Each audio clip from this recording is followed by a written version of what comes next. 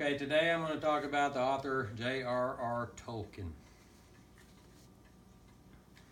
In fourth grade, we would go through class, and about 10 minutes before the class was over, the teacher would pass a book to the first student, and they would read about 5 pages until the bell rang. The next day, the second person would read, and so on. And we did this the whole year, and this book we read was The Hobbit. And we didn't know it at the time, but by the end of the year, we're all listening, we were all interested in the book. We read about 2/3 of the book throughout the year. At that time, obviously I had to go check it out from the library so I could finish the book. It was a good book. And that's my first introduction into this author. Now, Tolkien, I want to talk about his early days. He was born in 1892 in England, but his family was from Germany, specifically Saxony. His parents died at an early age. During his early childhood, he lived with aunts and uncles and a priest, and while he went through school. In school, his favorite subjects were botany and languages, specifically Greek and Latin.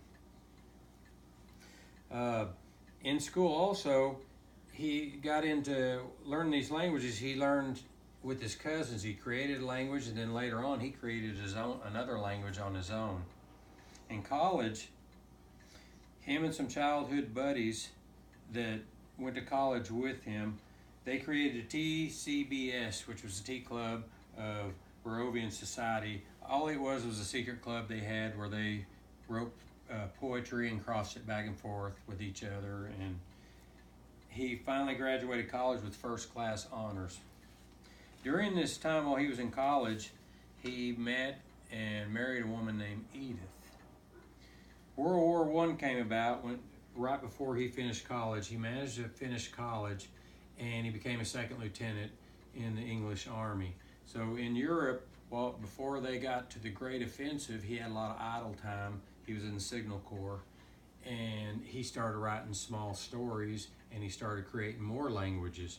And he even, when he wrote to his wife, he created a code, because you weren't allowed to tell where you were at in some instances on the battlefield, so he developed a code that him and his wife only knew, so she could follow his whereabouts on the battlefield as he traveled through Europe. Now, after the war ended, he became a professor in Oxford.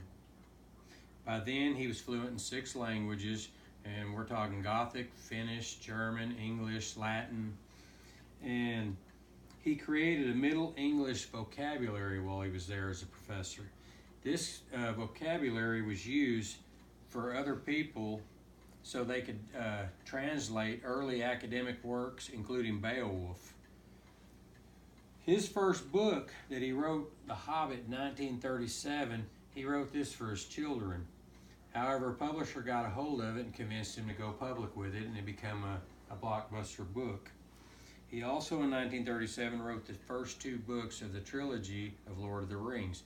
Now, that wasn't published until 1954, however. If you've read the books, you'll notice, you won't notice, but some of the narrated parts, he collaborated with another well-known officer, C.S. Lewis. You guys know him probably from the Chronicles of Narnia books. Now, the reason Tolkien is relevant today, after 80 years, is this Hobbit book and The Lord of the Rings became best-selling books.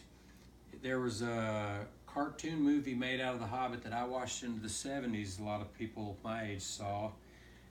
They had 4 major movies because of 3 parts of the Lord of the Rings trilogy. The trilogy itself made $3 billion. The Hobbit alone made $1 billion. And a little trivia, the supergroup Led Zeppelin from the 70s had 5 hit songs that they referenced parts of lines from the book. Also, the Misty Mountain Hop, the title, references the Hobbit, the Misty Mountains.